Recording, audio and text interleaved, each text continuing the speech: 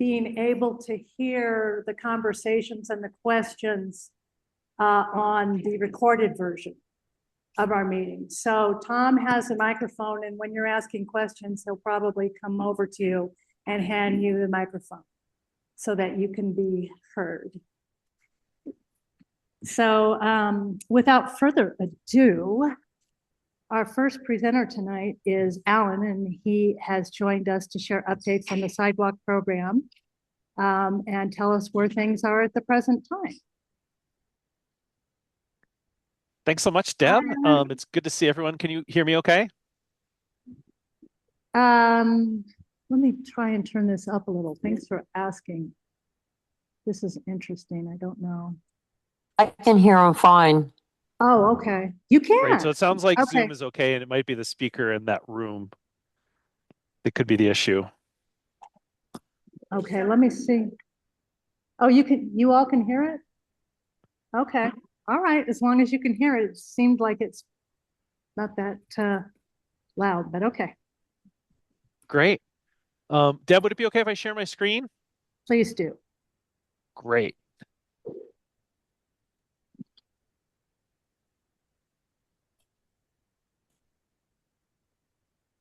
Deb, how much time do I have so I can just manage this appropriately? A half hour? Great. Got a lot of stuff to cover. I will hit the ground running then. So, my name is Alan Cowgill. I'm a member of Sloan's Lake Citizens Group. I live here in the neighborhood. I am also our Denver Council District 1 appointee to the Department of Transportation and Infrastructure Advisory Board. I'm here to talk about mostly updates on the sidewalk program, and I had a couple of other updates I wanted to share with you all. So on the sidewalk program, we're going to review highlights from the 2025 report, the 2026 plan. Going to chat about how you can report broken sidewalks in parts of Sloan's Lake or wherever you want to report them in the city and county of Denver. We're going to learn about the instant rebate program for income qualified residents, essentially a discount or free sidewalks, and how to give input through a survey. Also want to do a quick update on the Sheridan Corridor multimodal program and a new micromobility plan. So I've seen a lot of the sidewalk program. I was collecting signatures when it became an ordinance on the ballot. I was on the sidewalk committee back in the day, and now I'm on the sidewalk implementation committee. So I'm not an expert on this by any means, but I'm very familiar with it, and I'd love to bring you all up to speed on it. A quick history for those of you that don't recall. In 2022, we did pass Ordinance 307. This established a fee that pays for repairs, widening, and construction in sidewalks in the city and county of Denver. City Council, led much in part by Councilman Sandoval, really took that fee to the drawing board and really wanted to make it more equitable. And they came out with, I think, the compromise was pretty darn good. It is now a fee of $150 per year for 96% of property owners. We don't see a huge disparity in how much most folks are paying for sidewalk repairs. And there are rebates for income qualified residents. And then we started collecting fees for this in January of 2025. So just a little over a year now. So again, the charge of this fee is not only to build out Denver's sidewalk network, it's to widen and also repair the so many places of broken sidewalks that we see in the neighborhood. So in Denver, we need to build 318 miles of sidewalks. 9% of the sidewalk network is missing. We'll zoom in on Sloan's Lake here, but you can see what it looks like citywide. Alan? Yeah. I'm sorry to interrupt you. We don't see any visuals. Oh. Let me stop sharing. Yes. Are the folks on Zoom able to share the visuals, or is it just in the room? I could see the visual. Oh. I can see. So it sounds like this might be a challenge with what's being presented on the screen in there. You started screen share. It says you started, yeah. So we just got a message that your screen, there we go. Can you see it in the room now, Deb? Yep. All right, great. So I'll zoom back here. I'll go back one slide here real quick. So again, build, widen, and repair sidewalks is our charge. So this is the map of citywide. This is all the places, the 318 miles of sidewalk that need to be built. under this program. You can see Sloan's Lake is no stranger to it. We'll zoom in here in a little bit, but you can see especially places in, Globeville area, Swansea, and our friends down in the Barnum and Villa Park neighborhoods are definitely impacted by this. In 2025, here's an example. We built a new sidewalk in Barnum Park South, which is really exciting, definitely a missing link for folks in that community. The other major goal, one of the 2 of 3 goals, is to widen sidewalks. We have a lot of what's called the Hollywood curb in Denver, which may be like a 2-foot long sidewalk right on there. It is not a standard width sidewalk that's accessible for people with disabilities that might use wheelchairs or parents that are pushing their kiddos around in strollers. It's not a very friendly or comfortable place to walk, especially if there's a car parked right next to it. You can see, so especially the west side is impacted by this, and our neighborhood is also no stranger to it as well. So you can see we've already started work on that down at the Schlesman Family Branch Library. Here's an example of what it looked like last year. And then repairing sidewalks. There's at least 1,200 blocks that need to be repaired in Denver. I think this is the tip of the iceberg. This is just based on 311 reports, so I think this is actually significantly larger. We're working on it. We'll talk about that a little bit more in a minute here. And here's an example of repairs. Our neighborhood was very, very lucky. In 2025, we repaired 5.5 miles of sidewalks. We added 1.6 miles, and we contributed to 24 miles of improvement. So Sloan's Lake, our neighborhood here, pretty much between Lowell Boulevard, 26th Avenue, I think 20th Avenue on the south, and Sloan's Lake on the west, was one of the 3 or 4 neighborhoods in the city where they went and did repairs, and it was based on 311 reports. You can see the before and after here down at 25th and Osceola, and over here at 22nd and Perry. So significant improvements. They not only replaced broken sections, but in some of those places where the sidewalk was, jutting up, they came and literally shaved it off here recently as well. So there's a really nice GIS map on the city's website. I'll show you where the survey is here in a minute, where you can play with this on your own, but I thought it'd be fun to zoom in on our RNO area, our registered neighborhood organization area here in Sloan's Lake, and you can kind of get a better feeling for where we have missing gaps in the sidewalk network. This doesn't show the substandard narrow curbs, but at least shows where things are missing. So what's in the plan for 2026? There's a work plan. We're going to work on coming up with kind of a big picture. We've got this money coming in now. How are we going to take care of it? We're going to document the missing gaps in the sidewalk network. And by the way, this is all from the 2025 annual report. If you Google Denver Sidewalks 2025 annual report, you can dive into all this. I'm pretty much cut and pasting a lot of the stuff from this. It's a great document. So we're not only going to start to tick off some of these repairs and building out the network and widening, but we're also going to, develop a much better understanding for what is this? We do not have a comprehensive document that shows the entire state of the sidewalk network in Denver today.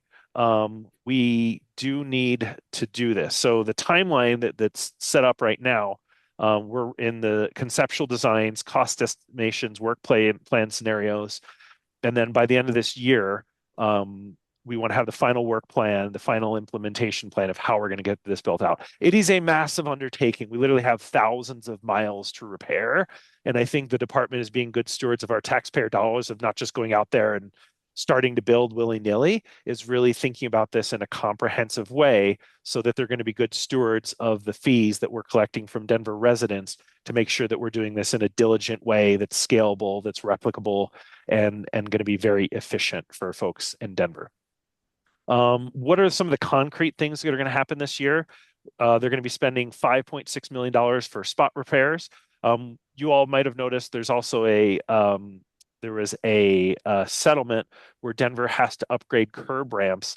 There are going to be some efficiencies as they're going to be improving sidewalks in some of those areas that are on the plan to have the curb ramps repaired. You noticed that here in Sloan's Lake last year, where they not only did the ADA settlement curb ramps, but they did the sidewalks nearby.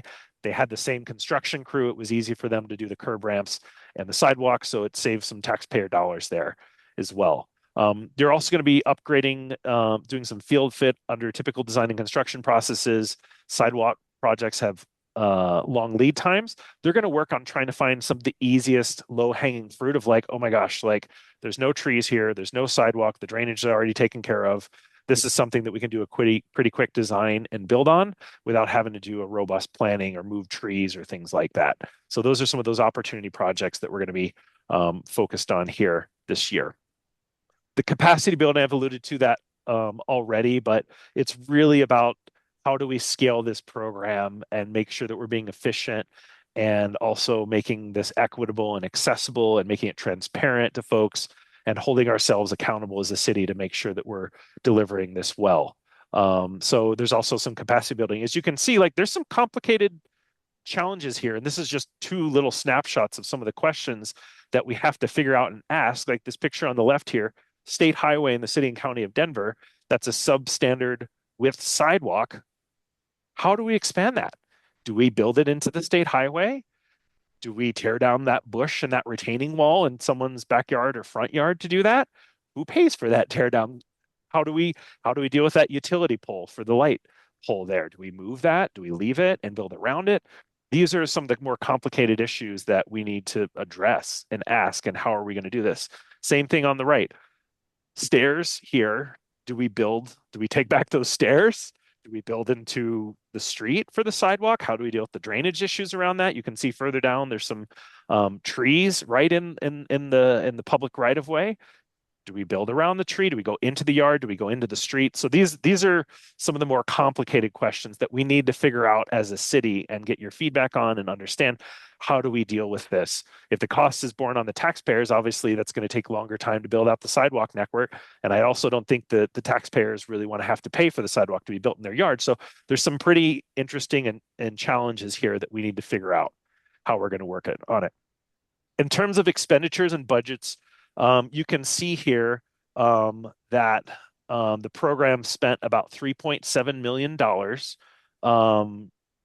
And we also advanced another $14 million that was obligated in 2025 to be spent on projects in 2026 and 2027. So it's a $40 million budget for 2026. You can see there's some pretty substantial jumps here. We're essentially going 5x on our repair budget for 2026. And we're going, my math is not great, but we're going, 14x or so on the build and widen budget for 2026. And then, essentially going times 15 for our capacity building budget as well. So you can see there's a pretty big jump in the budget. So 2025 was collecting fees for the first time, figuring out contractors that we can work with, starting to build out and repair. And 2026 is starting to scale it significantly with our total program budget going up by almost tenfold. One of the most common questions is, how do you request a sidewalk repair? You can call 311 on your phone. You can also text the words, sorry, the quote should be on the other side. You should text the words "report sidewalk damage" to 439-311. Or you can use the Denver Online Services Hub at denvergov.org/report. That will require a photo, and please include the exact address in that. Part of the reason that the Sloan's Lake neighborhood was one of the first neighborhoods, at least this little sliver of Sloan's Lake, was one of the first neighborhoods to get the first in the city to have repairs, is we had so many 311 requests because so many of our residents here went on and reported this online or called this in. So you all are making a difference here in the community to say that, like, hey, the network here is not acceptable and substandard. So it continue to encourage folks to do that. And one thing I'll say is, even in our little sliver of the neighborhood that had the repairs, you'll notice there's some places next to trees that are still not repaired.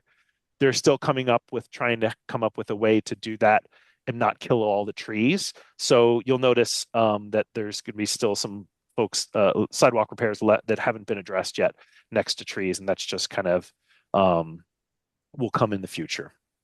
The other thing that people will ask about a lot is, hey, what if I'm income restricted or on a fixed income? How do I still have to pay it? The answer is it depends. There are some eligibility thresholds here for income. I put them on the screen here. And the great thing about Sidewalk Program is everybody in Denver is eligible for the sidewalk program rebates if you own property and receive a stormwater bill for that property. And it's pretty easy to do it through the city. I'll go here and I'll go back to the other slide. You can call 311 and they can walk you through it. You can do it online if you just Google Denver sidewalk rebates. Or if you would like to actually do a hard copy of your application, you can email dottyrebates@denvergov.org. They can actually have someone help assist you. Or you can even go down to the wastewater building at 2000 West 3rd Avenue, Monday through Friday, 7 to 4, and they can give you a hard copy application there. A couple things that I learned looking at the FAQs today, it takes about 2 months to process the instant rebates. And I thought this was interesting. I did not realize this. The rebates will last for 2 billing cycles for sidewalks. A billing cycle is 1 year. So I think, and if anyone in the room is more familiar with this than me, I think that means it lasts for 2 years and then you have to apply again for that. So I just wanted to flag that for anyone that might have applied for that already. If it's once we go through 2 billing cycles, you might consider applying again because according to this, it lasts just for 2 years. So you got to re-up. That was news to me. I was kind of surprised by that one. The last thing I want to talk about sidewalks was the survey that they have going on right now. They're very serious about getting community input. We've got, I believe, through the 22nd of this month, 21st or 22nd to complete this. Original deadline was 2 days ago, but they've extended it. It's denvergov.org/SOTS or State of the Sidewalks. And they have a review of the plan and they want to get your input in terms of what you want to be prioritized and any ideas that you might have. I know I just talked straight there for about 20 minutes. Apologies, it was a lot of info to cover. Any questions on this before I roll over to Sheridan or to the new micromobility update?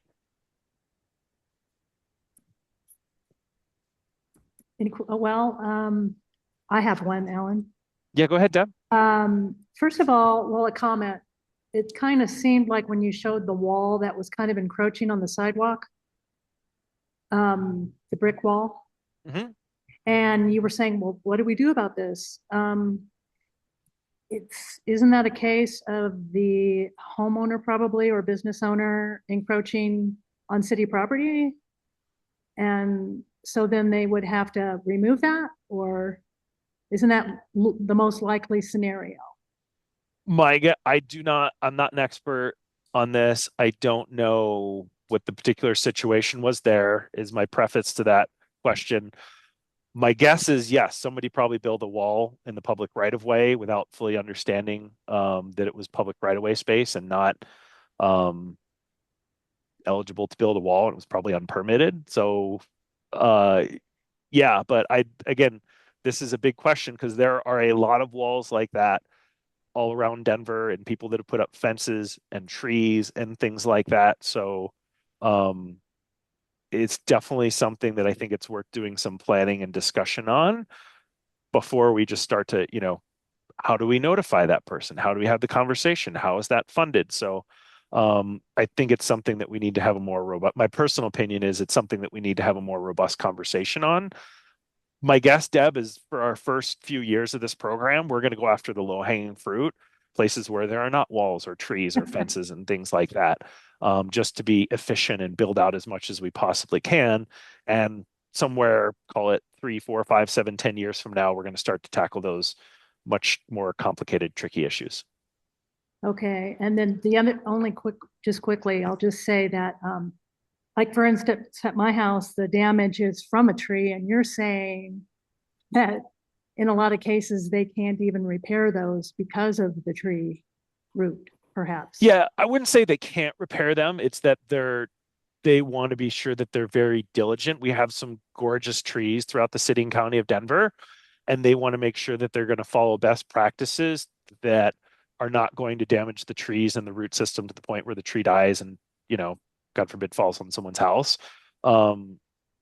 So they will address those eventually, but I think that's like one of those things where it's complicated enough that they want to take care of the the easier issues first. Gotcha. I have seen in some of those cases where they take this grinder and they just grind it down and they make it even. Like I think on Newton Street between 21st and 20th, they did it there. There's a tree on the west side of the street where it used to be a huge thing, and then they just, instead of removing the sidewalk, they just grinded it down so it's even. So there are some places where they have been able to just grind it and it's fine.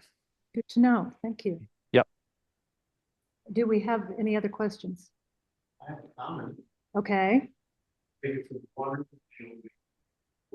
And I spent $5,000 repairing the sidewalk. So when they replaced 13 square down on the corner lot, that was a good deal. I think that microphone might have shut itself off. Yeah, I couldn't hear. Could you repeat the question for me, Deb? Yeah, it's Go ahead. What's that? Tom, come over here. doesn't click it. Okay. He wants to know what you. Alan wants to know. There we go. There we go. Shall I repeat it? So a few years before the sidewalk ordinance came into effect, I spent $5,000.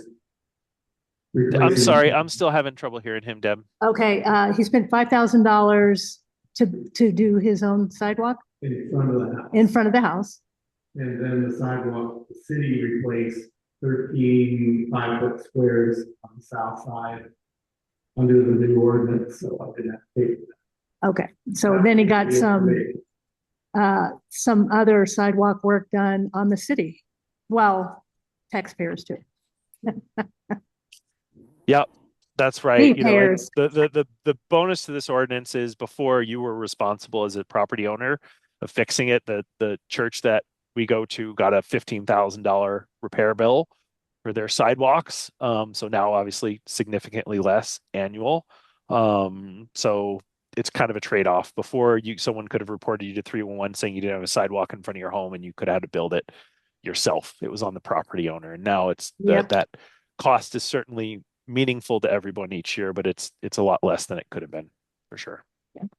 We have one more question. Hey, Alan, it's Mike. Can you hear me? I can't hear. Deb, could you repeat? This is Mike. So when you guys are focusing on the sidewalk, are you guys thinking if the sidewalk is going to put up the street on Main Street, are you able to address it with tactics like playing city's property?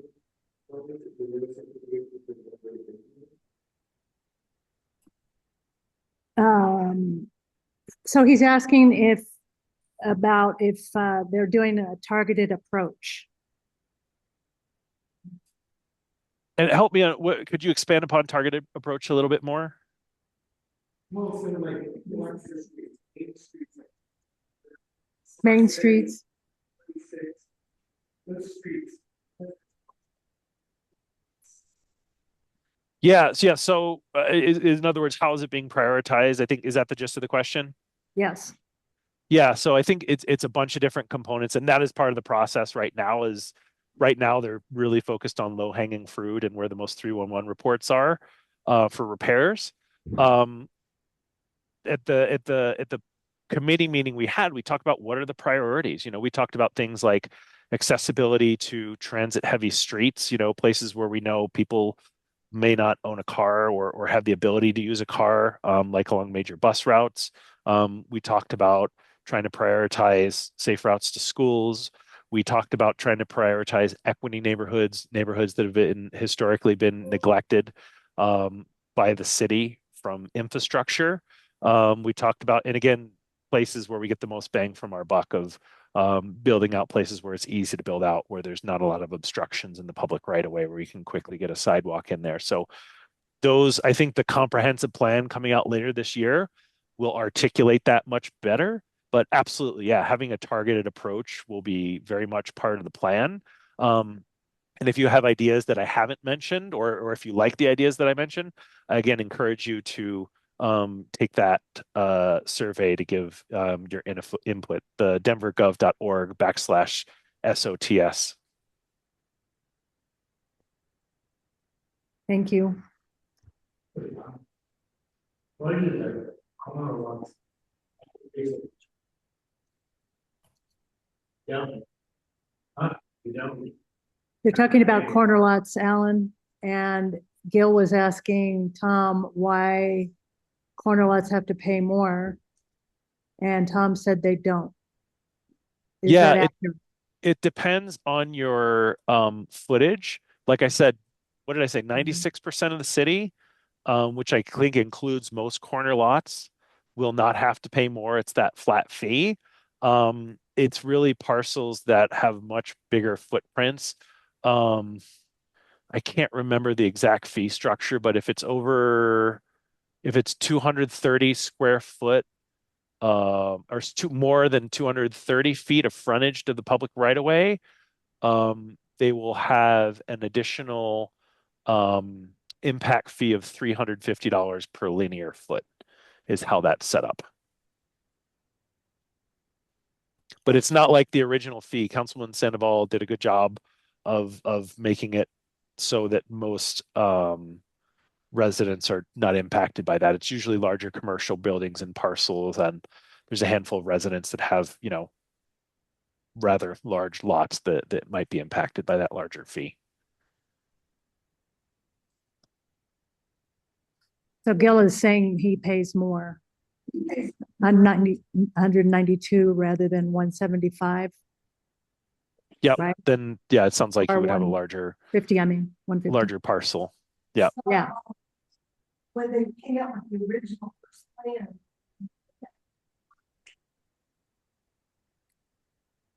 Okay. We need to keep moving.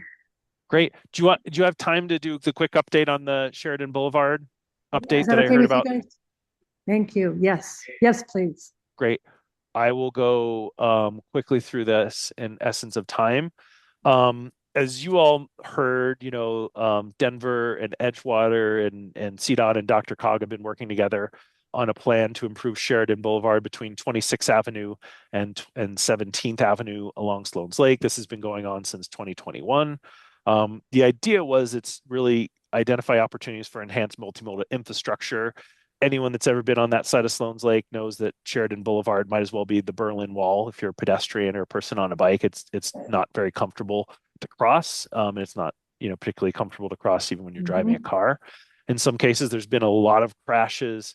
We've even had some fatal runs, unfortunately, recently along between 17th and 20th. A friend of mine from the neighborhood was hit by a driver, is now restricted to a wheelchair. He was hit at 25th and Byron. So definitely a very dangerous road for serious injury and fatal crashes. The original plan called for 3 crosswalks. One of the options was 3 crosswalks across Sheridan Boulevard, these hawk signals similar to what we have at 25th and Federal that allow people to hit a button. It turns the light. You can walk across like a regular crosswalk. Then the preferred alternative whittled that down to 2 crosswalks. So one between 22nd and 24th, and then one over here between Chick-fil-A and the bank along this multi-use corridor. This is Target, this is King Soopers and Ace Hardware. So this is kind of between Chick-fil-A and McDonald's, if you're familiar with that. Also called for a marked bike lane crossing here, as well as bike lanes here at 20th Avenue, so folks can continue here to go shopping or to the rec center, whatever. We just heard, based off of an Edgewater City Council meeting last week, that it's being scaled back significantly. The original design also called for putting in some really nice landscaping here, building out this western side of the street significantly. It was going to be gorgeous and more environmentally friendly, to having green infrastructure and things like that. That has been scaled back significantly. They're just going to do kind of a median floating island and curb extensions at this point, which is a bummer.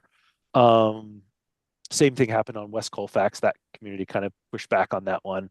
And they did put some of that green infrastructure back in, but I at least wanted to make you all aware that we've moved from 3 crosswalks in the original design to 2 in the final design to now CDOT has scaled it back to 1 crosswalk, also eliminating the bike lanes at 17th, I forgot, and 20th Avenue, and then no longer improving the curb on the western side of Sheridan. So this was a particular bummer for me. For those of you that were aware of the project, I at least wanted to make sure that you all knew that this was the latest that I heard via CDOT and the Edgewater City Council meeting that happened last week. The other one little thing I want to mention, we are transitioning from Lyman Bird to a company called VO this May for our micromobility contractor. These are the scooters and the bikes. I think this is a very positive change. The rates will be less. They have a lot of things in place that should help with parking on the sidewalk and riding on the sidewalk. And they're using W-2 employees instead of contractors. So they'll have a lot more control over where scooters get placed and how things are maintained. There's also will be opportunities for low income subsidies. They even have an email list you can sign up for that, but at least wanted more to come on that, but want to give everyone a heads up that that will be changing this spring, probably in May. That was it. Just a quick question. Did you say okay, will there be 1 hawk light at least? There will be 1. Okay. And it will be over between 22nd and 24th Avenue. Okay. Right Gotcha. across from the Starbucks. Right, Starbucks. Okay, good. Yep. Happy to hear that.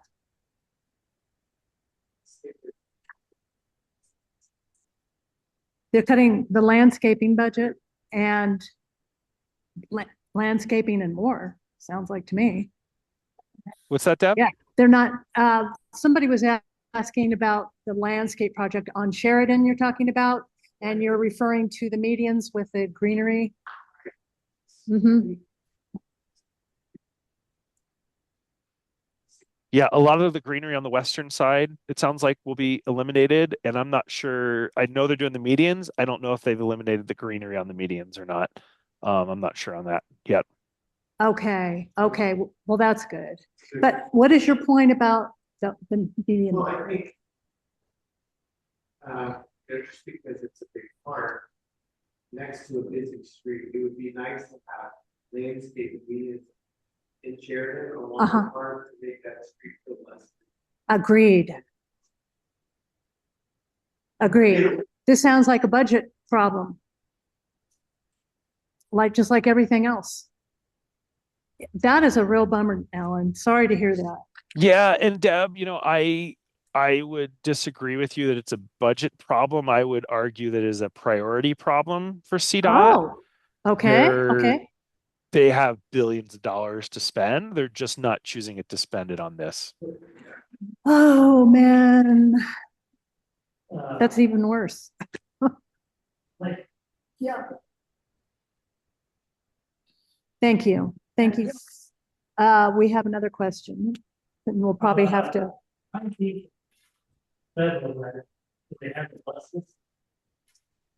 19th and Federal, where the buses are. Where They had to redo that whole lot. Cost him $100,000 to clean up the code what the city wanted. That was concrete and all. Why does he have to do that? Who are you talking about? Buses to El Paso. Okay. Oh, okay. And he had to bring his lot up to code? Well, that's what they said. It's Limos Day, Mexico or something like that. To bring it up to what the city wanted. Yeah. He had to spend $100,000. He had to spend $100,000, and Gil is asking, why did he have to pay? Why was that his responsibility? I don't know specifically about the 19th and Federal situation. I do know if you have a major renovation on a home or a new construction over a certain threshold or changing the zoning or footprint of it, in those cases, you may be responsible for putting in the sidewalks that are required by code. like you all might notice some of the new homes going in our neighborhood, they have to build sidewalks. I'm not familiar with that 19th and Federal. I Okay, don't he know if that's the case doesn't with that. know. Yeah, I just have a question. They're friends of mine. I just wanted to know.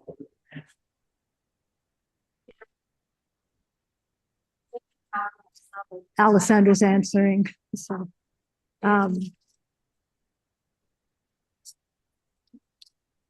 So the sound is not great. Ellen?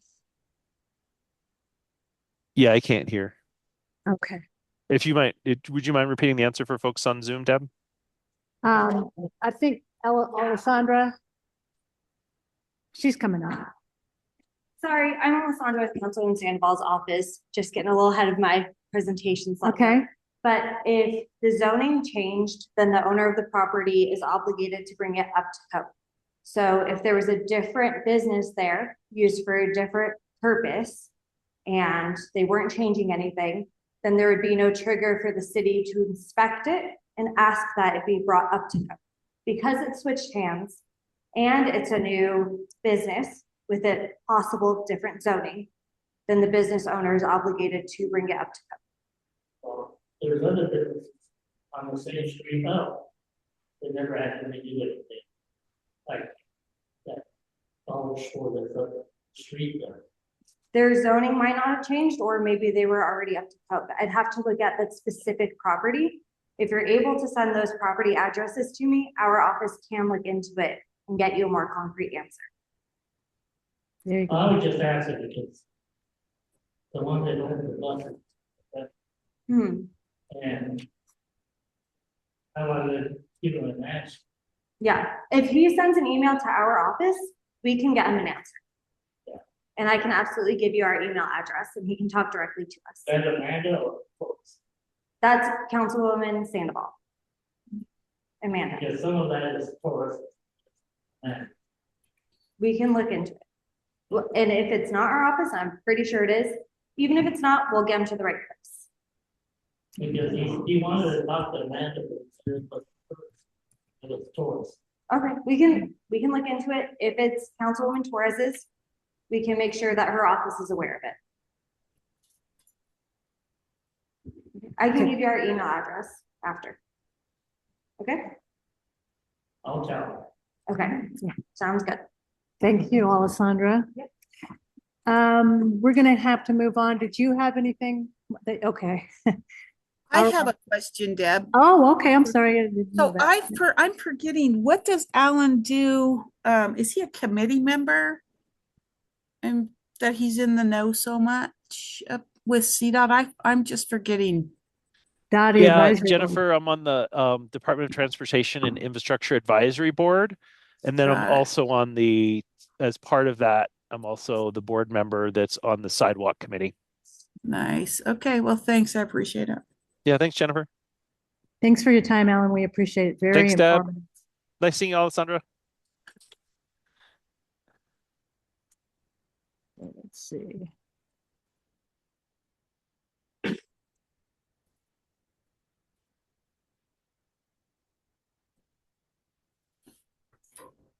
Okay. Next, we have some representatives for Kennedy Wilson. Kennedy Wilson is a Beverly Hills, California-based publicly traded real estate investor and developer. The company manages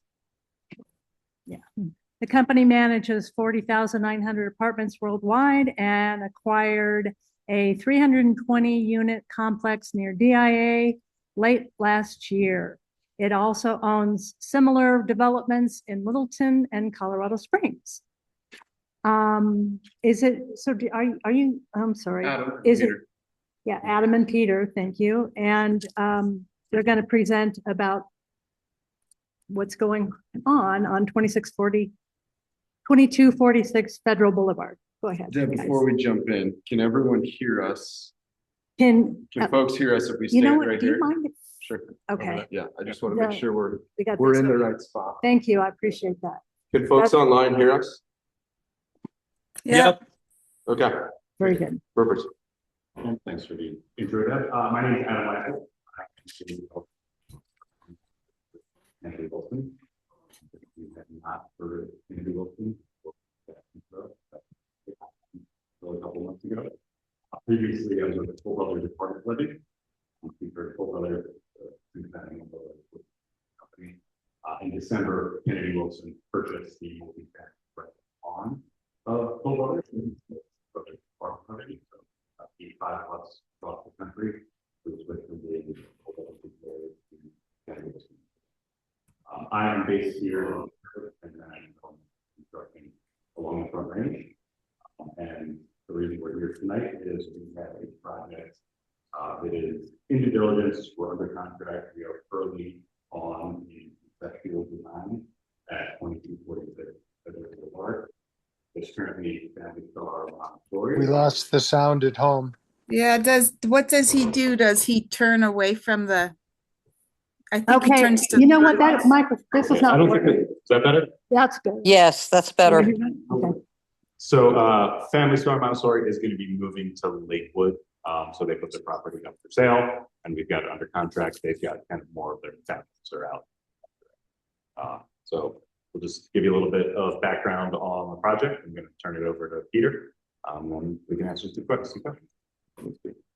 Can you all hear me? Yes. Okay, sounds good. And folks online, can you still hear me? Yep. Perfect. Thank you. Okay, sounds good. Probably won't use the mic since it probably isn't working for them online.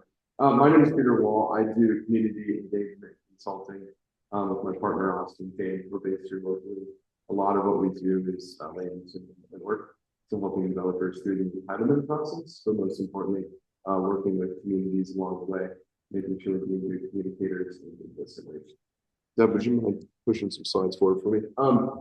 Want to make sure that everyone's aware of where the site is. So we are on the east side of Federal. 23rd Avenue is our northern boundary. 22nd is our southern boundary. And the site includes everything that's outlined in red. So what it doesn't include is that little gas station. Oh yeah, sorry, the car wash. Excuse me. The car wash that's on the corner there. Next. There's not. Everything but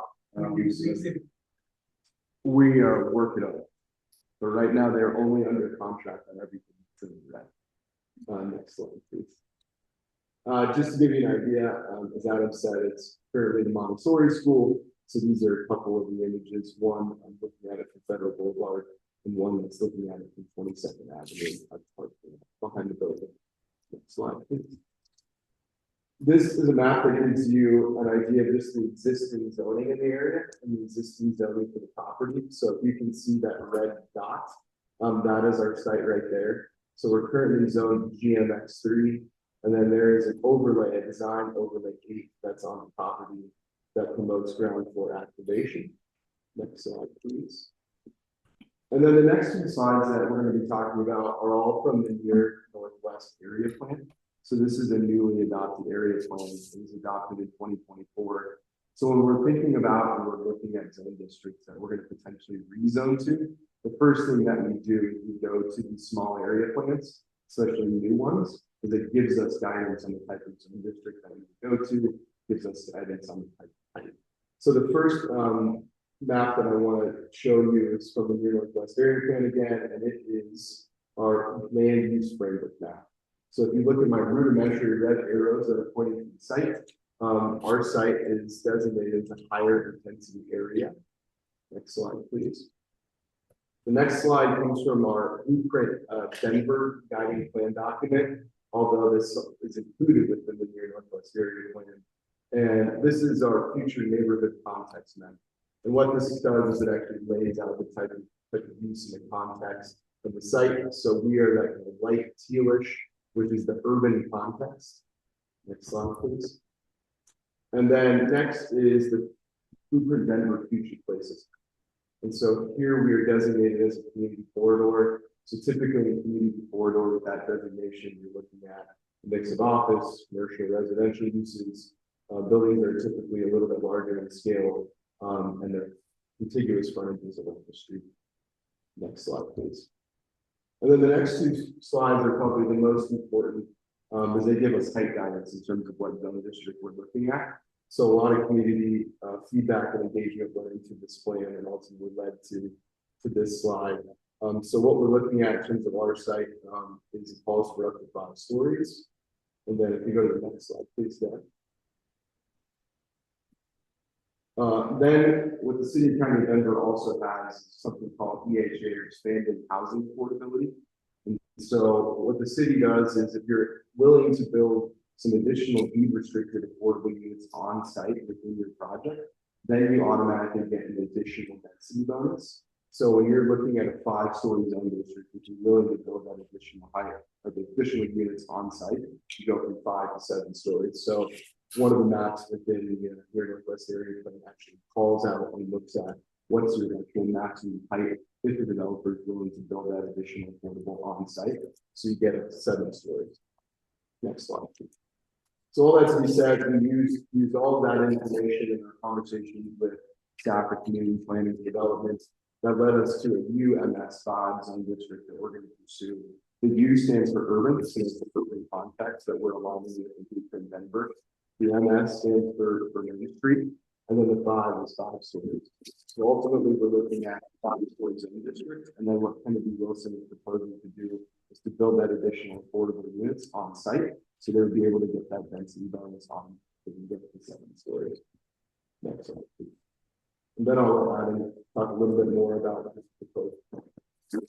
Yeah, so just for clarity, this we lost our building, but it was not our building anyway. That is just a representative that we're it's Whoa. we're very on so we're on the project. But this is kind of a similar 7-story ground floor retail activated part of that DOA overlay. Just example to show you.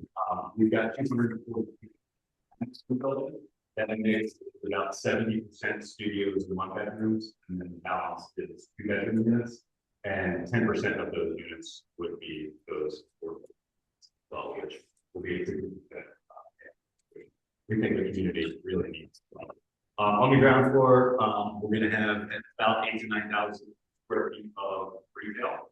We don't know who those retail are going to be. The market will eventually dictate that. And we're still kind of working with kind of putting that Rubik's Cube together of how that ground floor certification works. We do have a 20-foot setback off Federal. We will be replacing the sidewalk in front of that building. But service, the way that we've got it programmed now is that we will have parking coming in. So we would call it 5/2. So it's going to be 2 stories of concrete and 5 stories of wood frame of that. Those first 2 levels, besides the ground floor retail, behind that is parking. Retail will have dedicated parking for retail uses, and then tenants for the building will have their own parking as well. The entrance for that parking is programmed second, and then trash service, etc., is going to be. The only other thing that I mentioned, and sorry for not doing it earlier, so we're pursuing the UMS5 zone district, but we're also keeping that DOA. It says it on the slide, but we're also keeping that DOA overlay. As Alessandra will attest to, and first time we talked to Council President Sandoval, she worked very hard, and your guys' office worked very hard to put that overlay in place, to make sure that there was ground floor activation and not just all residential ground floor activation. So you actually have a mix of uses and community serving commercial uses. So that was really important to her. So we're keeping that in place in addition to the UMS5 zoning. Great question. Sure. So 242 units, 70% are studios, 30% are 2-bedrooms. That would come out to 314 cars. 70% studios and 1-bedrooms, 30% 2-bedrooms. Yeah. So there'd be 314 cars plus retail parking. So that we need way more space. So not every bedroom is going to have a car. The way that the zoning works in Denver right now, we provide parking for the residents. We are going to provide parking at about a 1.3. So 240 units, we plan to have about 240 residential parking spaces plus dedicated retail parking. But that's probably about 2 minutes. Okay. So kind of work.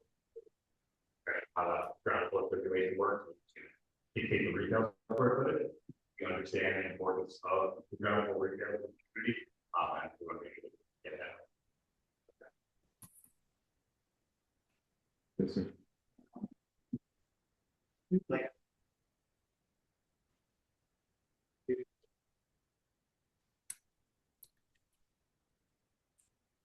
We value sidewalks. Yeah, so we recently learned that Federal Blvd is actually considered a parkway.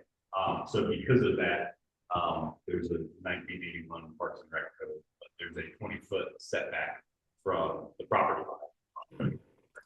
So we'll have.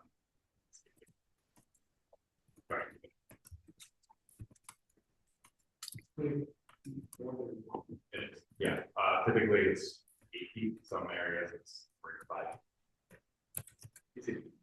It's not grandfathered in currently. I'm not sure exactly what that setback is. That school is set a little bit back from property line, 10 feet. But you got the right of way, then you got the property line. Then it'll have 20 feet. It's good. You can kind of see from this representative image, the car wash parcel that's there, but there is a pretty significant setback from. That car wash almost looks silly there. It does. And you know, this parcel was publicly marketed. That's how we found out. The brokers had tried for a couple of years to get that car wash as part of this parcel. It makes, you know, the redevelopment project better. It had been under contract and fallen out. We're working on acquiring, but for the time being, we're just proceeding. The car wash is not included for redevelopment. We already acquired. Yes, sir. Assuming thank you, Peter, for being here. So assuming you're able to acquire the car, how many more units would that? That's a good question. It would be a total of probably 30 to 40. Also, you can mix a little bit, and we just recently found out about that 20-foot setback, so we had to rejigger things around and haven't done the density study with that setback yet, which obviously I think that's a safe range. And then obviously that would be like a little more important.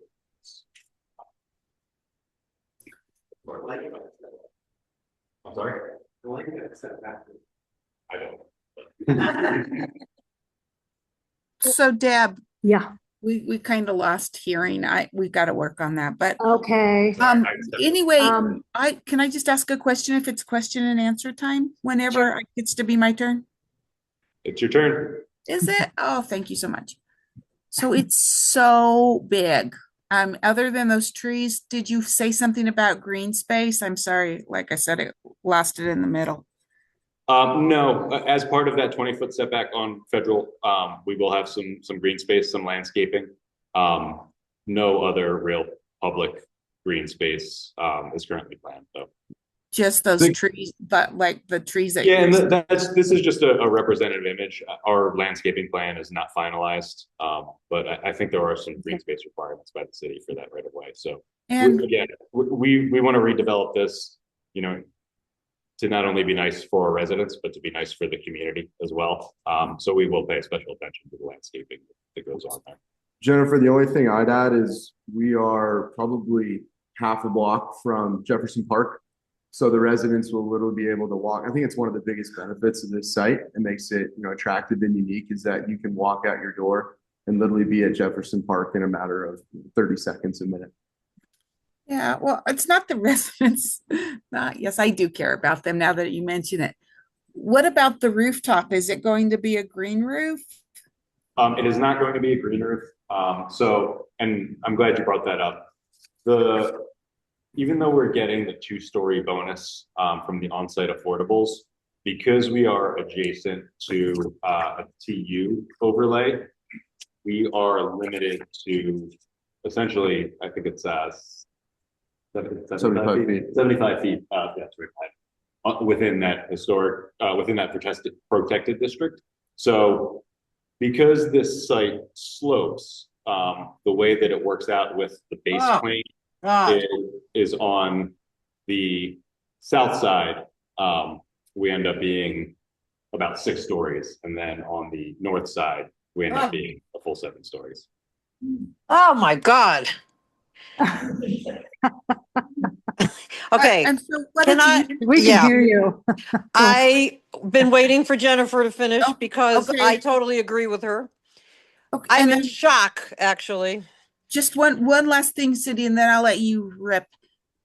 What did you say? 2 stories are going to have affordable in it? And was it what, or it's all market? So it's 10% of the units are going to be deed restricted, where they need to be able to, they need to be affordable to somebody who's making 60% of the average median income. So basically it's 10% at 60% AMI qualifies for that bonus. So what we're looking to do is we're looking to rezone to the UMS5. And then because we're building affordable units on site, it allows us an additional 2-story bonus. So that gets us to the 7 stories, which, like I mentioned, won't be a full 7 stories on the south side of the Got site. it. Okay, go Cindy. And then we'll take you next after Cindy. You're saying this is going to be 7 stories high. Correct. 2 stories of concrete with 5 stories of wood frame above that. And this is already a done deal? This is already gone through? We're seeking a rezone. This is consistent, like Peter mentioned, with Blueprint Denver and the near northwest plan, and the zoning that is set forth in those plans. But we are seeking to rezone this property from its current CMX3 to a UMS5, and then taking the affordable units to allow us the 7 stories. Yeah, okay, that's what I thought. It's only 5 stories in this area, as far as I know. I mean, I live 2 blocks from this monstrosity, and I will look into it because, first of all, I mean, I'm trying to stay as calm as possible, but, you know, You're doing a great job. everything I read in the Denver Post and online, it says, you know, Denver is way overbuilt already, and you're now going to build a 240 unit apartment building. And we're already saturated. I have friends who can't even rent their properties because we have so many units that have already been built. I just feel like it's really overkill. And so I'm happy you presented it tonight to us so we know what's going on, because I don't think this is the end of the story. Let's just put it that way. Yeah, and appreciate your concern there. A lot of the reason that Denver is maybe not overbuilt, but oversupplied right now is that a lot of developers before this affordable housing ordinance came into effect filed for building permits and built their buildings so they wouldn't have to put affordable units on site.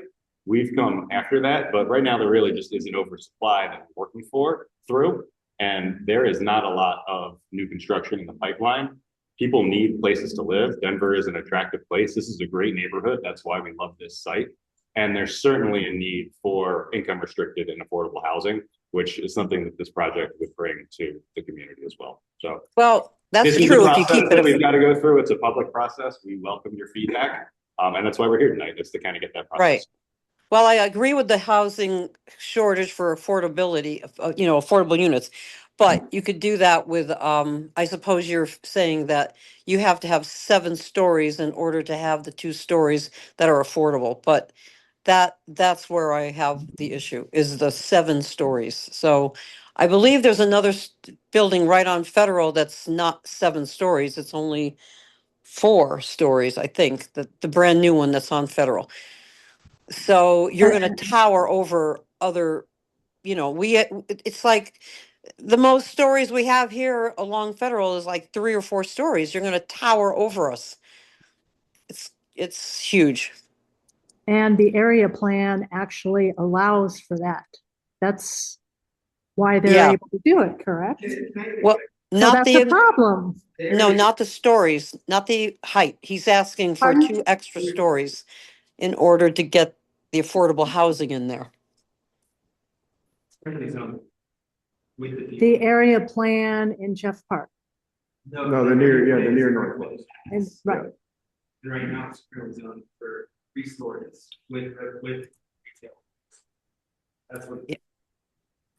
the height is above the height is above the zoning right now, and that's why they're asking for a rezoning. Okay. We're To going- go I we're was going from told 3 something stories- different. We're going Sorry. from 3 stories to 5 stories. And Denver Yeah. zoning allows you to get that density bonus if you're gonna build.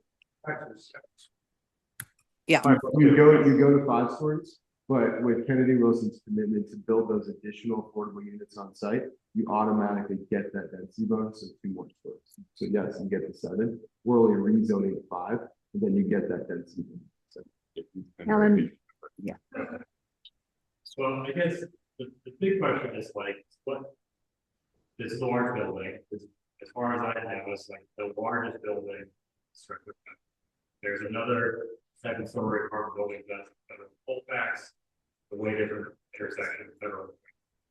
So what's the plan for studying like the impact of plopping 242 to be closer to 290 units at this, small intersection at 23rd, where there's already a lot of pedestrian are on that the city is trying to resolve. So broad question, what's the plan for studying the impact of plopping in 290 units?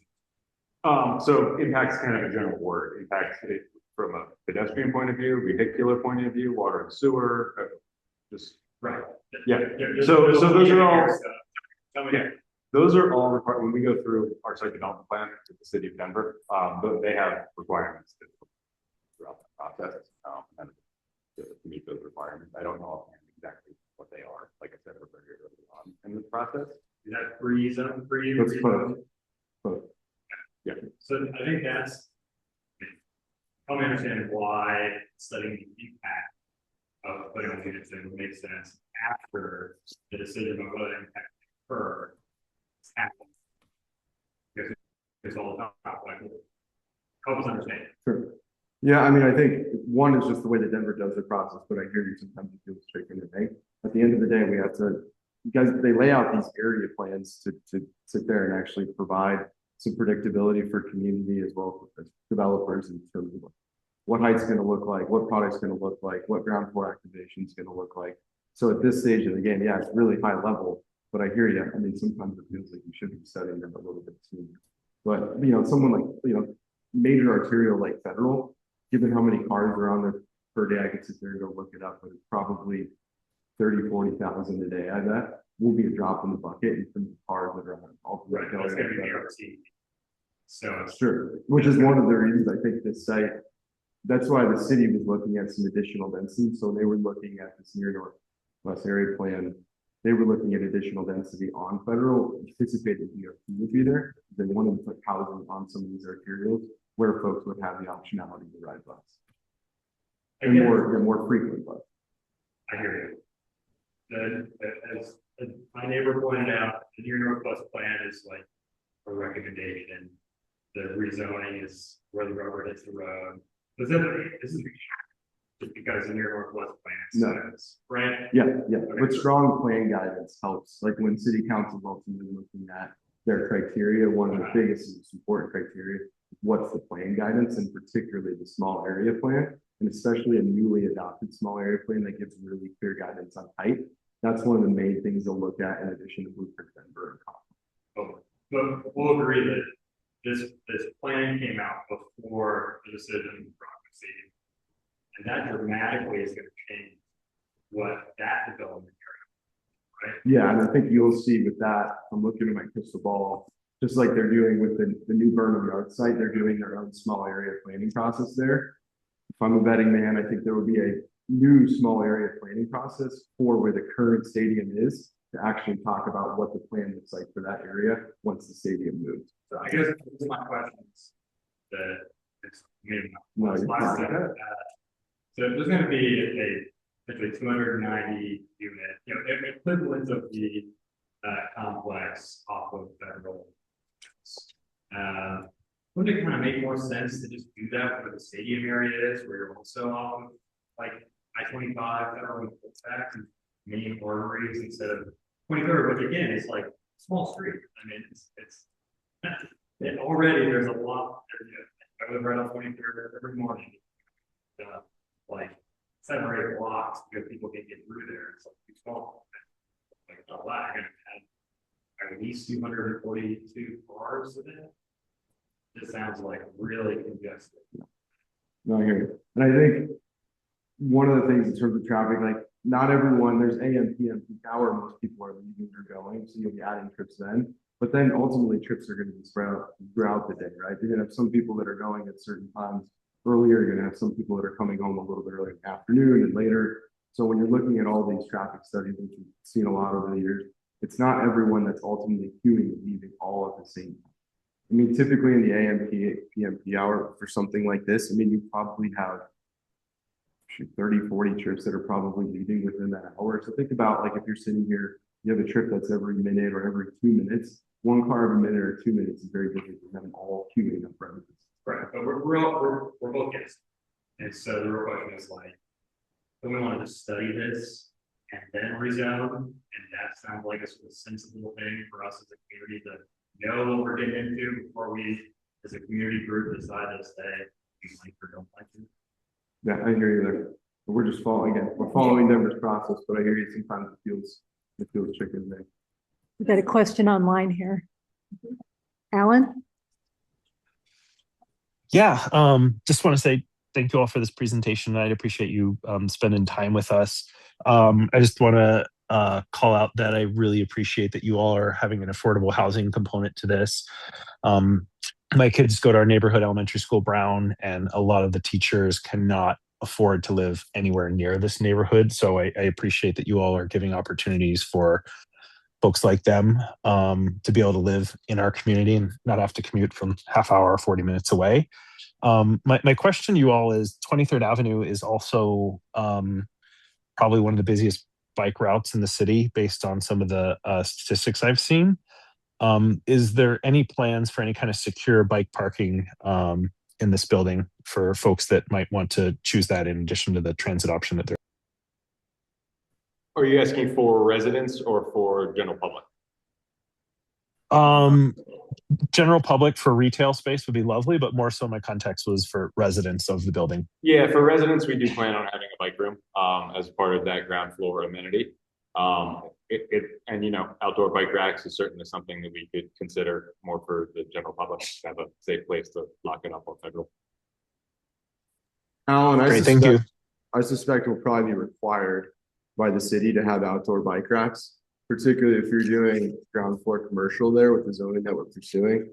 On every project I've worked on similar, the city now is requiring outdoor racks within code. Great, thanks for that. And to the point about traffic, we do anticipate that a lot of our residents will have bikes. We'll be biking downtown. We'll be biking around the neighborhood and on trails as well to kind of limit some of that vehicular traffic. Okay. So did we ask about the parking situation? I know it's on, I mean, what are you gonna, is there any parking? Yes, there is parking. So retail will have its own dedicated parking. As I mentioned a couple times, we're still working through our ground floor circulation. So that retail square footage that I mentioned, 8,000 to 9,000 square feet, we're trying to dial in, subject to change, and the parking ratio is going to be an effect of what that square footage ends up being. So there will be dedicated retail parking as well as dedicated resident parking within the first 2 stories of the building. And, you know, I'm so sorry, I couldn't hear it all after a while. It's rentals, right? It's not any Correct. ownership. These are not for sale condo. These are market rent and affordable rental units. Do you know how much? We have other questions. For that bonus that's allowing you to select stores, understand you're giving a minimum amount of affordable units.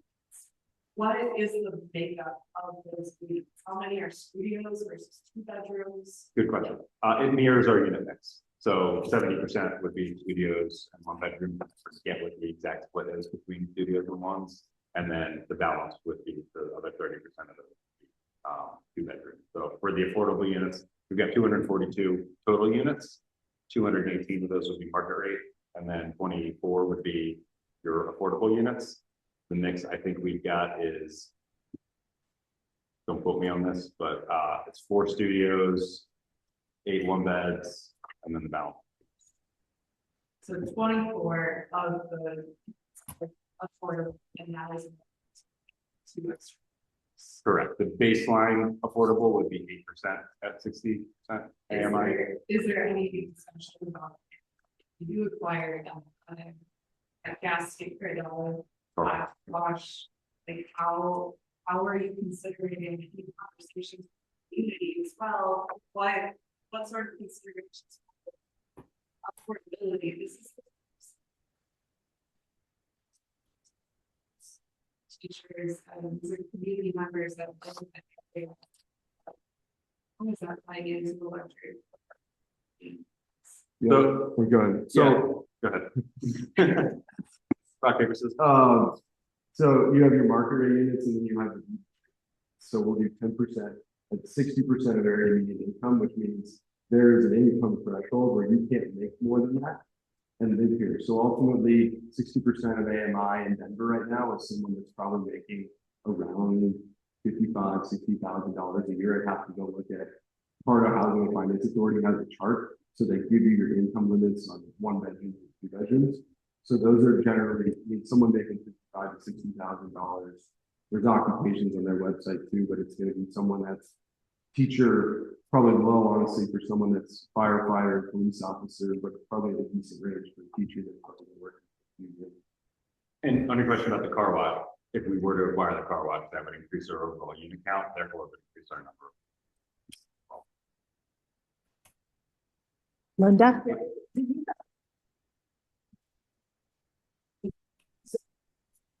Zoning process.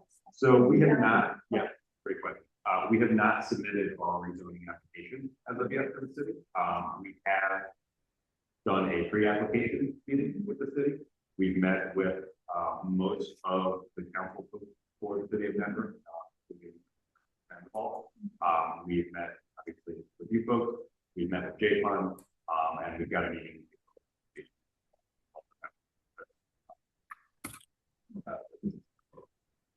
To kind of get them the same high level. This is a process, it's a public process.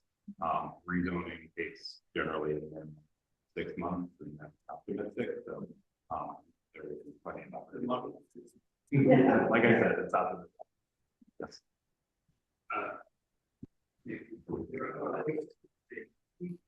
One thing I consider. Can you speak up a little? Yeah, so one thing I'm a little bit is our neighborhood, one thing that makes it special is we have a lot of character. There's a lot of old homes around here. A very eclectic mix. You're building across from the Sewer. There's Adams Mystery House, a lot of small like character. And I feel like when we on the 7-foot structure, that is away from that.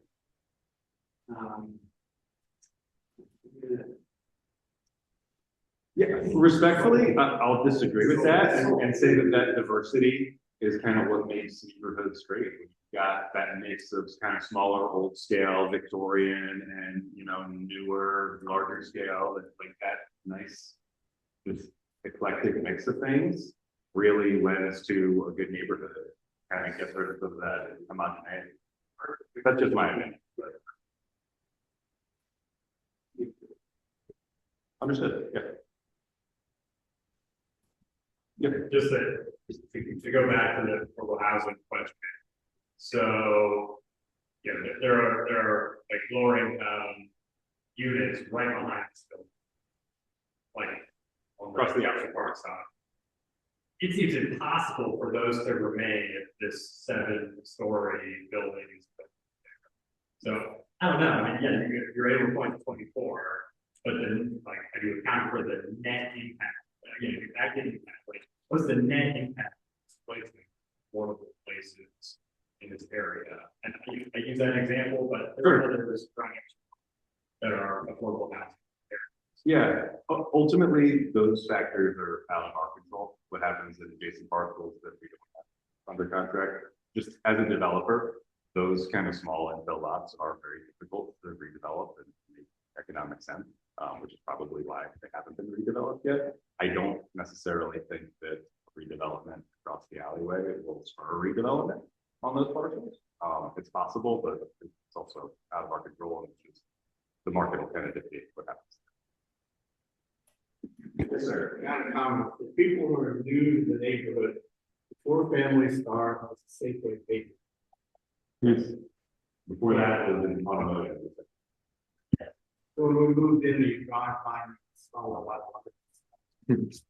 So what's the height of the courtyard area down the road? I can. If that one. It's less than 7. Yeah, Oh, really?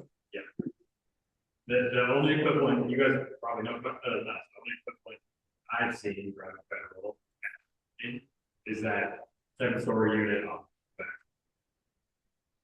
Again, full back Federal, a little bit different from 20.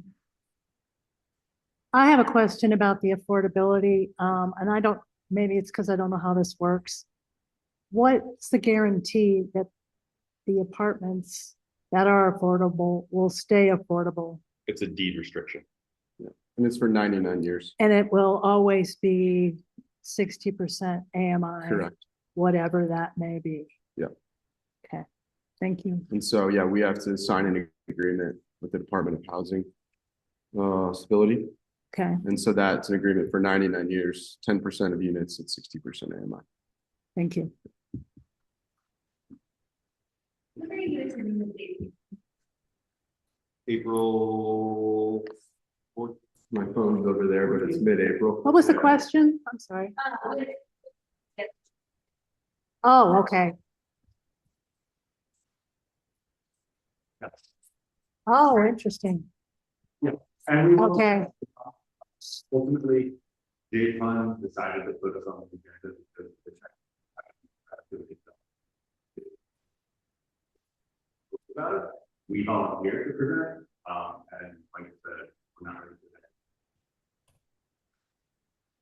Great, thank you. So we will present the Jay Fund. Oh, okay. And what was the date? I got it. I didn't say anything. Michael Blake's online here. Did we have? Michael- Yeah, Mike Previous Blake is slide? on. Michael Blake? 14. We're just, she's asking when the JPNA meeting. You said the 14th? He just came up here. Hi. Yes, we have tentatively scheduled a meeting for Tuesday, April 14th.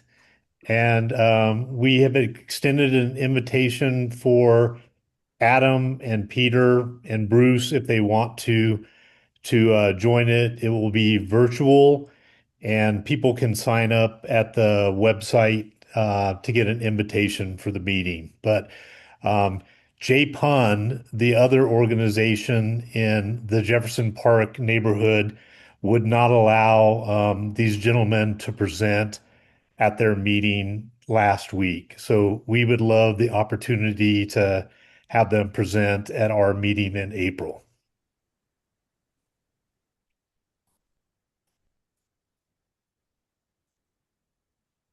Michael, if you didn't hear that, what's your website so they can sign up? Have you sent something in either your newsletter or email blast about signing up for your April 14th meeting? Not yet. We are working on the April newsletter right now. The website is very easy to remember. It is jeffersonpark.org.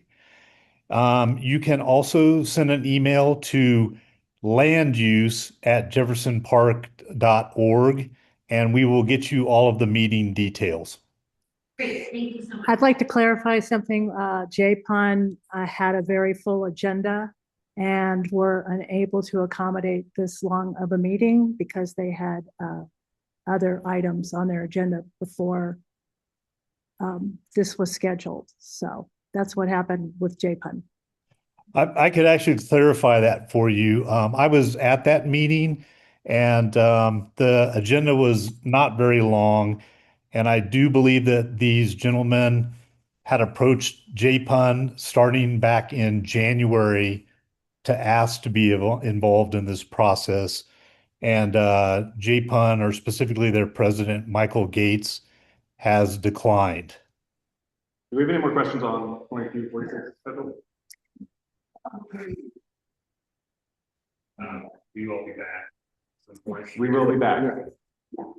Thank you. When plans are finalized? When we got more further developed plans. Yes. You're not the guy. Did I hear you when they get the car wash property? That would be good. Thank you. Thank you guys so much. Appreciate it. I'm sorry we got a late start with you guys, so. All right, next up we have Alessandra. Oh, I haven't, yeah. We'll make sure Deb actually got it. I will send it. I will absolutely make sure you get it. Thank you, guys. Sure. Did you put your email on the, okay, I'll do that. And yeah, okay. Does anybody else want to get the PowerPoint? Okay. Okay, so you're all on the list. Okay, I'll make sure you get it. Okay.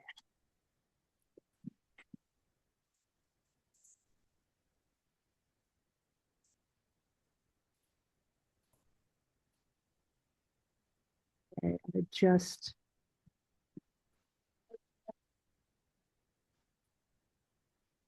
Okay.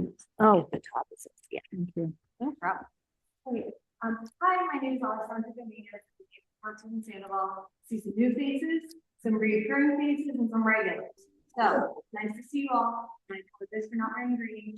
I didn't forget. Oh well.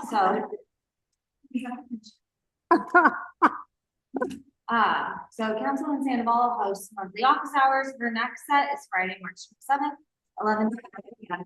And I believe most of the time slots are currently open.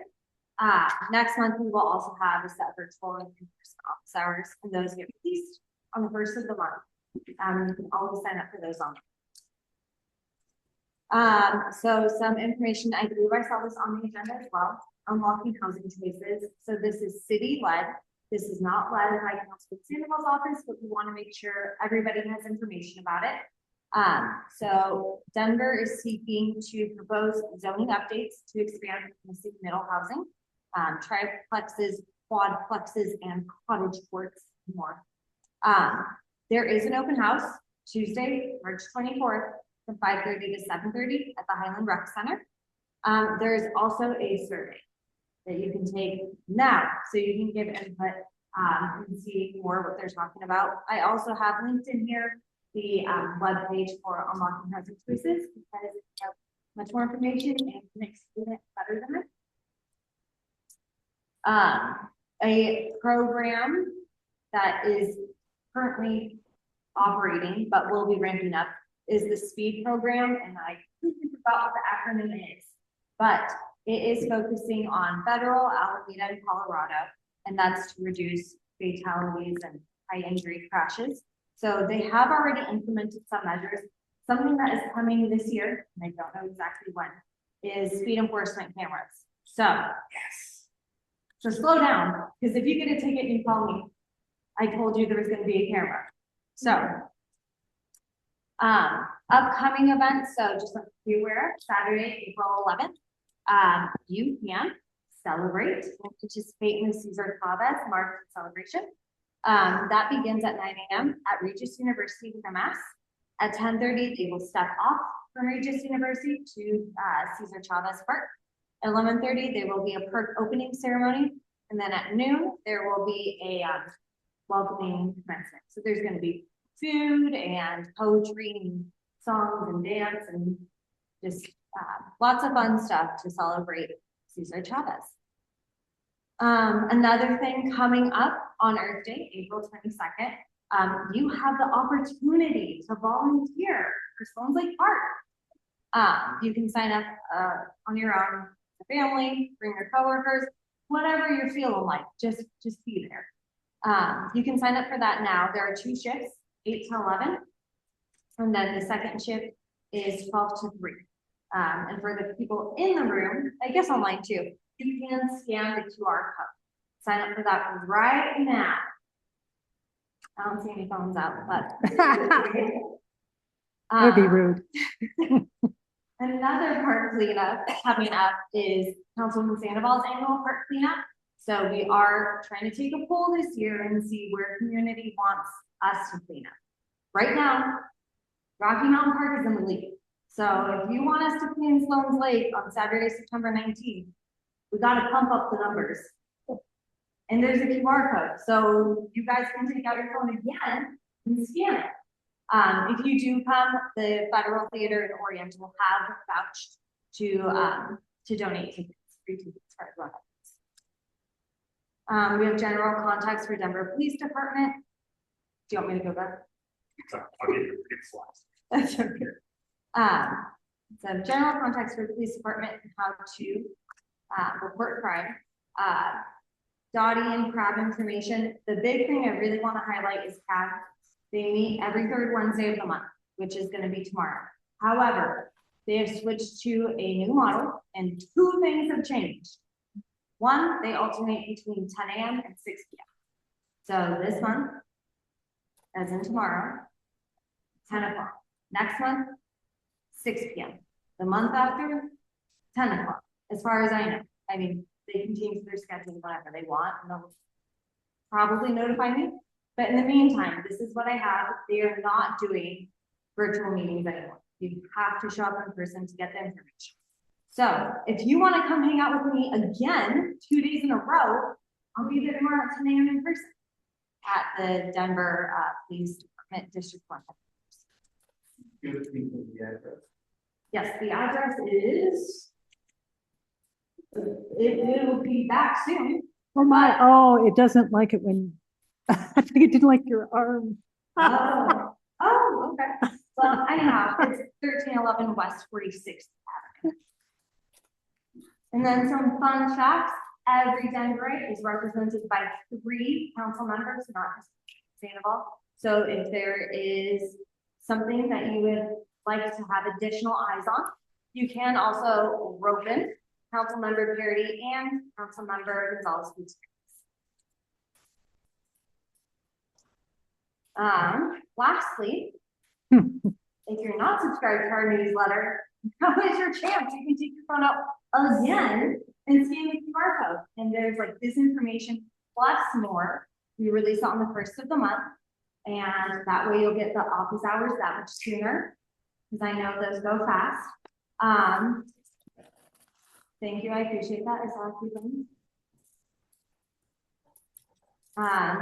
Any questions? I have a question when it's my turn. Yes. So have they looked into the effects of speed cameras and what it does to the poor?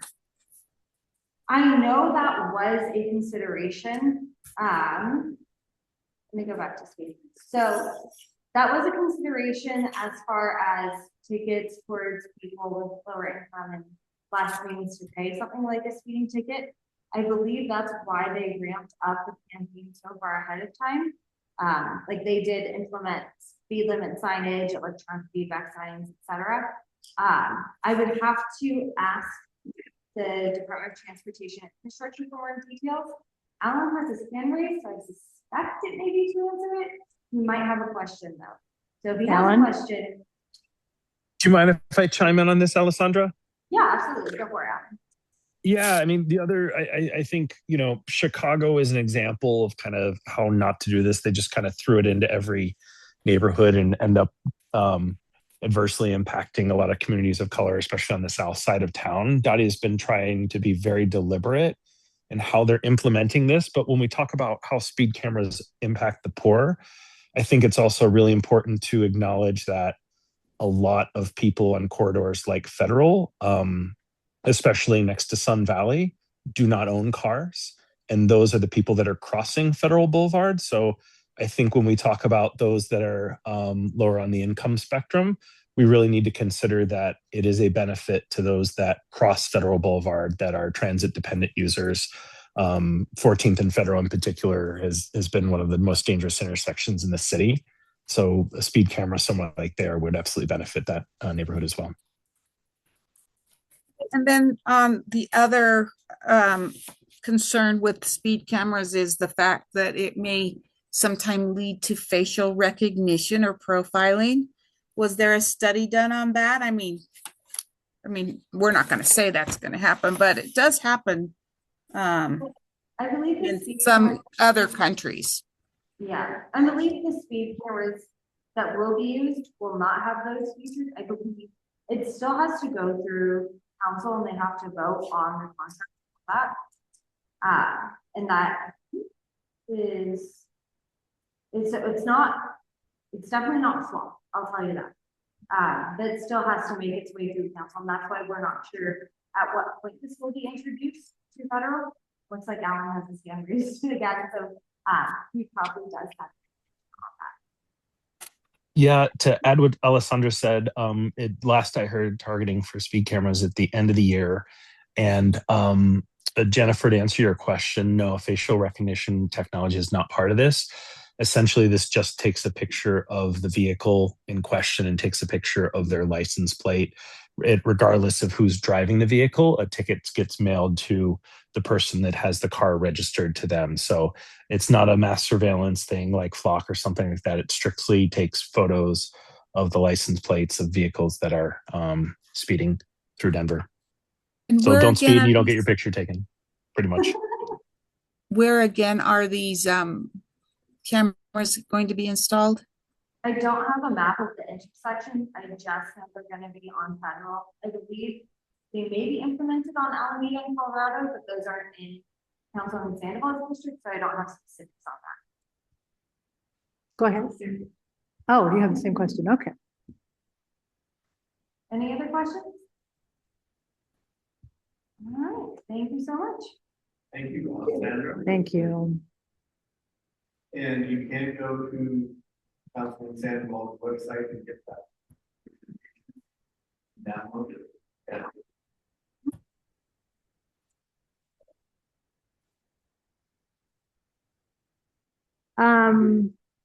We have gone, okay, I just wanted to show you, I don't know if everybody saw this. There were 93 people killed in accidents on the streets in Denver, in the city and county of Denver, and that we feel like that's way too much. Denver Streets Partnership feels like that's way too much. A lot of people feel like that's way too much. It's supposed to be Vision Zero. So there was a demonstration at the city and county building in Denver on 3/11, and it was a call to action. And so they called out the names of each and every person who was killed. And then as these names were called, people did the die demonstration. So everybody laid down one by one. And it took quite a while for them to name 93 names. It was very powerful and very moving. So just more needs to be done. I wanted to talk more about Vision Zero. I just thought this was but I'm not going to tonight. But I did find a breakdown of the 93 people.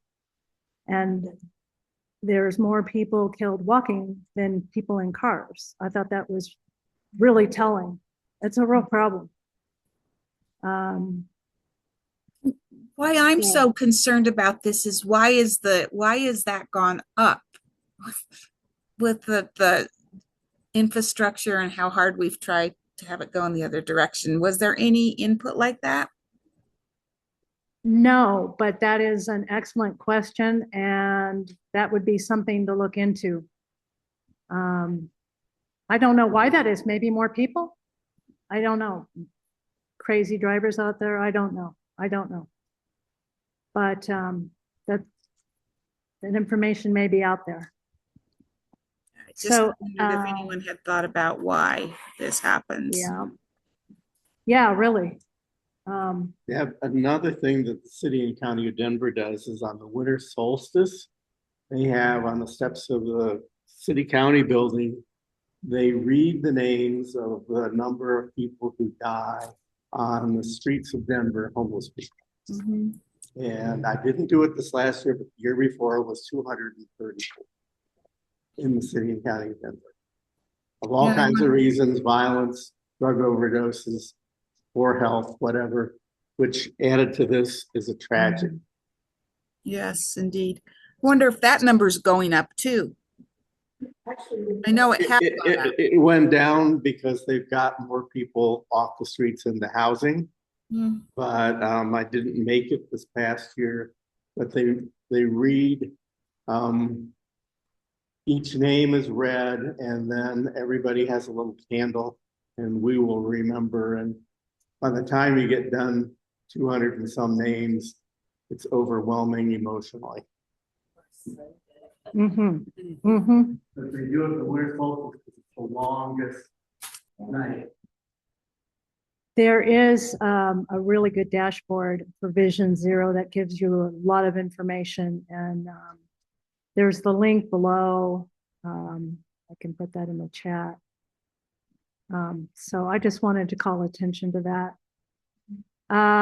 And since we've pretty much run out of time, I just wanted to mention that there is another happy hour.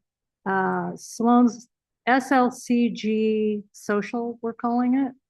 And the last one we had was at Greg's Kitchen. And it was a lot of fun, good camaraderie. I list the highlights here of why it was a good time. And our committee has decided that they'd like to go back to Greg's. So our next gathering, social gathering, is at Greg's on April 1st. And so, and John.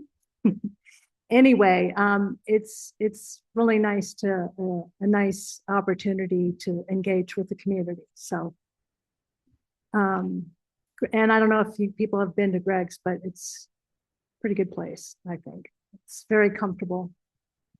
And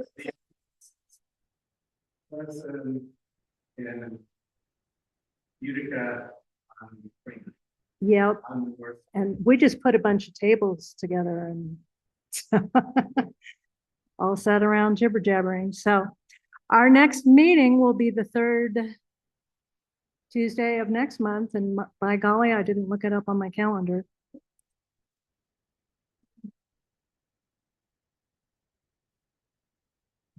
You have that?